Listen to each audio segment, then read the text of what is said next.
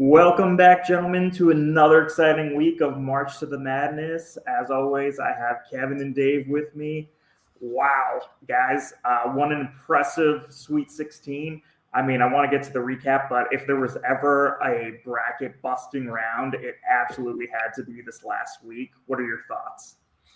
Yeah, huge round for a lot of different teams that normally go far. So interesting to see some of our Giants get knocked out. Pretty excited for this next matchup as it'll be where the sauce is made. For sure. Well, without further ado, let's go ahead and dive into this first matchup. And you have to excuse the sounds of nature. I'm here with our chapter at the University of the South in Swanee. So shout out to Tennessee Omega, the first ever chapter house, as you can see right behind me. So appreciate you guys letting me tag along, even though I'm at here on the road. But this first matchup here, Oklahoma against Arizona. Jack Counts, we had him on last week as a special guest, and he made good on his promise that they were going to absolutely steamroll the competition. So the final total for that came down to $1,970 raised to $732. Honestly, expected a little bit more of a pushback, of a little bit of a fight with Arizona, but Oklahoma comes through like most of us, I think, expected them to. So they move on to the Elite Eight. Juan, talk us about Idaho and Cal State Fullerton. I mean, there's not much to say here. I mean, Cal State put up some good numbers, but Idaho is definitely the number 2 seed devotee, and that goes a long way. So, I mean, they've had it pretty good and pretty easy so far. Idaho's going to head into a pretty interesting match with Oklahoma this week, but wow, just great matchups. Yeah, Vandals never disappointing. We'll move over to the other side of the bracket to Cockrell. This was our big shocker. I would say there's two teams or two games matchups that really flipped the script, and this is one of them. Indiana going down. This might be their earliest exit in the last 5 years or so, not making it to the Elite Eight. So pretty big shock that Maryland got them beat. The final there was 3,025 from Maryland to 1,895 from Indiana. So absolute shocker for Indiana and the Hoosiers. What's also crazy is that they did not get the wild card, even though they raised it 1,895. That will go to our other team, which was a big upset there as well. So yeah, what else we got here in this Cockrell region, Kevin? Yeah, Northern Illinois and Florida Southern. Listen, I'm still classifying myself as a win in this prediction because Northern Illinois did best Florida Southern. Unfortunately, because of the wild card rule, both teams have been eliminated. Northern Illinois moved on to survive against Florida Southern, which was turning out to be a really good matchup. But with other teams that raised more, that wild card rule came into effect and just took out Northern Illinois from moving on to the Elite Eight. So an absolute heartbreaker for Mike Corelli and the guys at Northern Illinois, the Huskies. But nonetheless, they are not going to be moving on to the Elite Eight. Yeah, the wild card's a stinker, man. Listen, we lost to it too. It's it's tough. I mean, hats off to them. You're right, you're wrong. So, I mean, it's kind of impressive at this point. Listen, I've lost to it. Corelli's lost to it. Dave over here, his chapter's thriving because of it. So let's go. It's live by the sword, die by the sword with this wild card. I mean, and I think that's the perfect segue into Kerr region. I mean, I think that was the most talked about region last week. I mean, Texas coming up and beating Northern Iowa. Texas, an absolute powerhouse. No surprises there. But unfortunately, Matt Weinstein won't be here this week for the Elite Eight because we have Indiana State actually winning their first game. So, Dave, take it away. Yeah, honestly, pretty happy with our trees. The Sycamores, finally outright won, especially against Mother Mew, Alabama. Truthfully, didn't see it happening. I didn't have much faith, but we rallied the troops, and Mother Mew was no challenge. It came down to a last-minute buzzer beater from both teams, but we ended up going on. I'm a little worried for our next matchup. I will say that Texas oil money feels like it could hit close to home for me, so a little nervous. But I believe we might be up today, so we'll get into that a little bit later. All right, and then we got to go on to the number 12 Bucknell, who, in an absolute shocker, takes down number 1 Nebraska. The final total for this was 3,380 to 2,220. So just an absolute just show of force from Bucknell. I don't think that any of us really had a 12 seed in Bucknell throwing up this much of a fight. So absolutely incredible domination from them. That being said, Nebraska will not be packing their bags anytime soon. They did raise enough money to benefit from that wild card over NIU. So Nebraska not going anywhere, but a little bit of a reshuffle. So they both stay alive. But again, what an absolute performance from Bucknell. That chapter has a lot to be proud of. That alumni base has a lot to be proud of. They're making a name for themselves as they move on to the Elite Eight. Yeah. Guys, this is what I love about Foster. Foster, year over year, is the most chaotic region possible. Like, I don't even know what they're doing, but they just want to like destroy everything, and I'm here for it. Because like even Mount Union versus Western Michigan, I mean, you had a wild card again, like Indiana State, coming at them over and over and over again, just getting through each round, and finally they faced Mount Union, the ultimate wild card of last year, and they pulled through. So Mount Union's going to advance there, but like Nebraska, Bucknell, absolutely no one saw that coming. So. Yeah, definitely. I think that might be our last. Yeah, I mean that's our last double-digit seed. Just looking at this to go on, and not just any double-digit, a 12 seed, right? Like pretty insane for a Cinderella story. I want to say that Bucknell might be the highest fundraising team in this tournament so far. I don't know if that's true, but it feels like it is. They've raised a ton. They were the top in this round. Nebraska was in the top 3, so kind of crazy what that school has been able to produce in that alumni base. Like, I mean, Bucknell has definitely had one of the best strategies.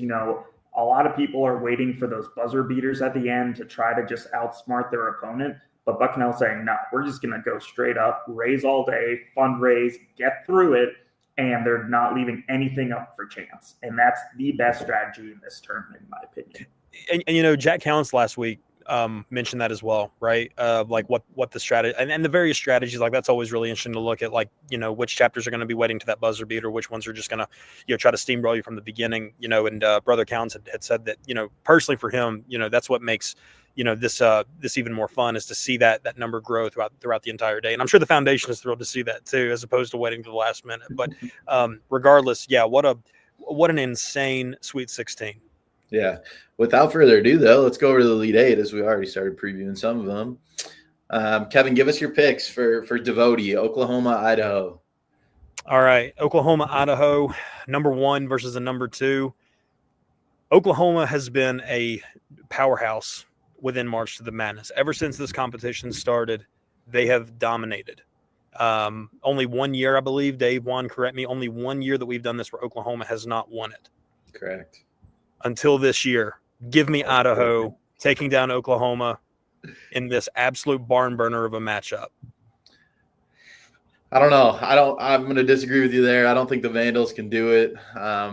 Boomer Sooners or something like that. I don't know. I'm not an SEC guy, but I think Oklahoma takes this one. I just don't think that legacy can be stopped. What do you think, Juan?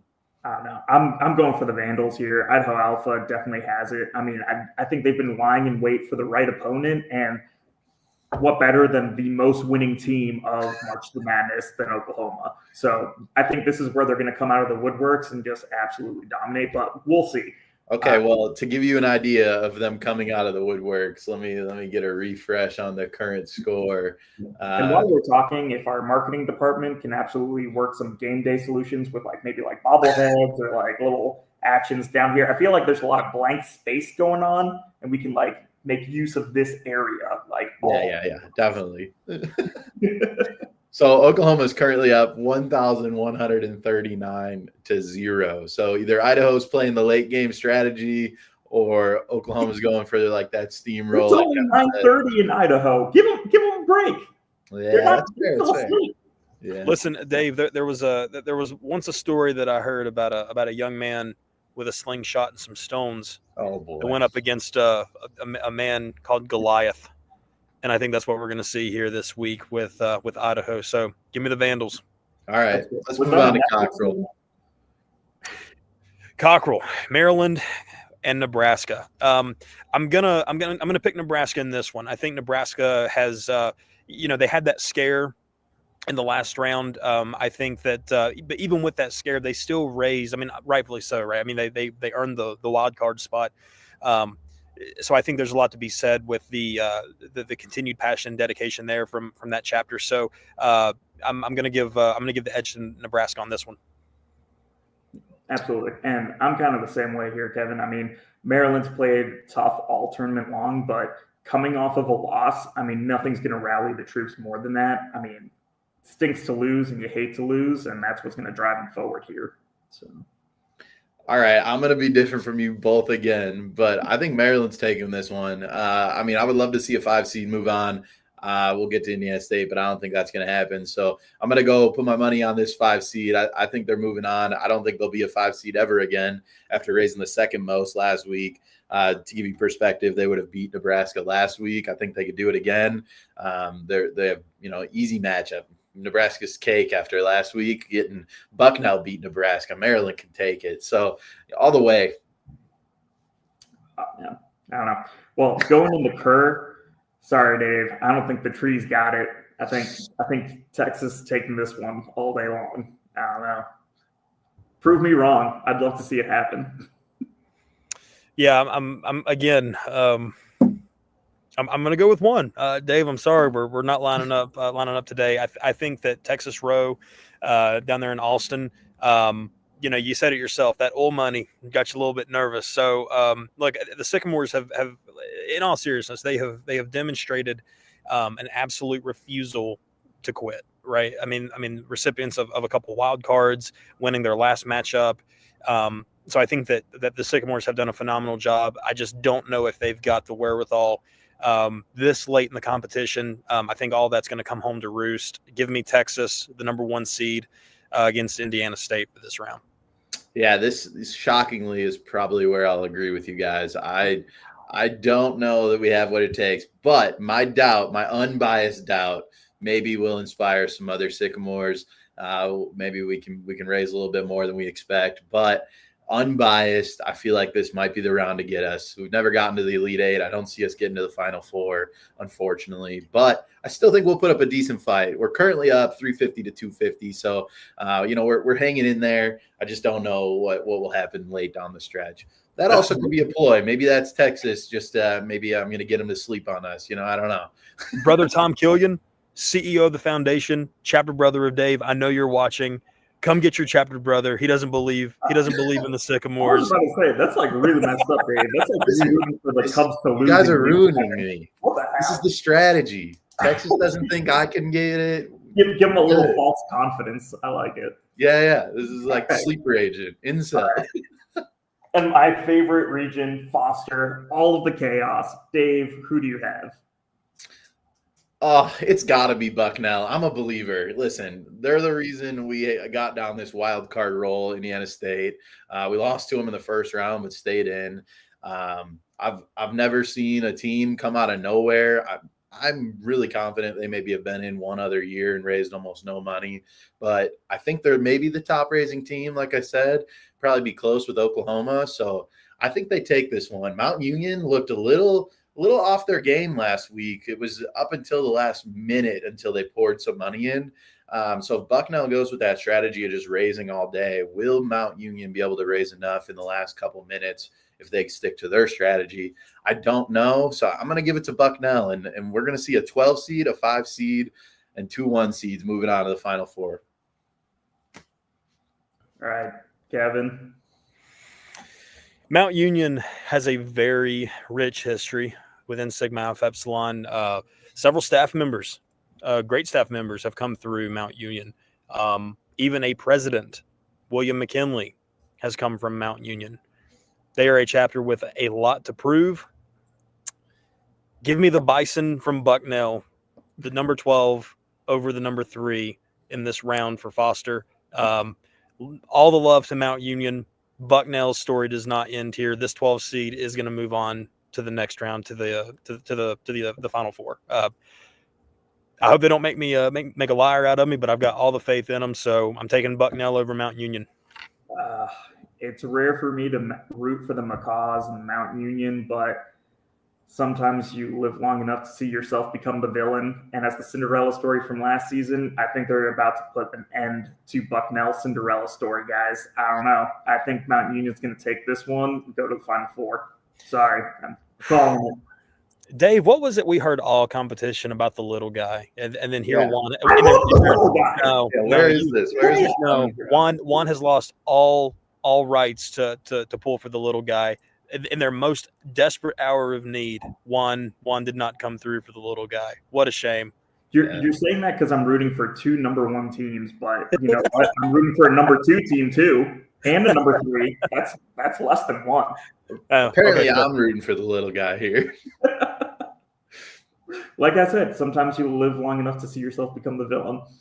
It's fair. It's fair. All right, guys. Well, we have an incredible day lined up today. Can't wait to see how the teams perform.